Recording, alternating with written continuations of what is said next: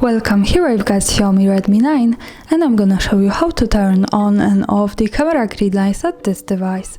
So at first we have to tap on the camera button here to open it, and for now we are in the standard photo mode. From here let's go to the right corner to this button. When we pick this, we get access to more options we can manage.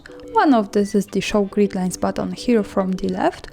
By just one tap we can turn on the grid lines and another tap to turn them off. So this is how it works. The blue color suggests us that the grid lines are turned on. As you can see in the camera preview, this is how they looks like, so it shows us these lines. They are useful, for example, when we want to use the rule of thirds in photography or making experiments with composition. Also remember that these lines are not visible at the real picture, so when I take a photo and when I go here to the left corner at the bottom to the gallery, we can't see them, so they are only to help us taking better pictures. And of course, when we don't need this, we can easily go back to this button in the right corner and then tap on the show grid lines once again. So for now they are turned off. And that's all, thanks for watching, subscribe our channel and leave the thumbs up.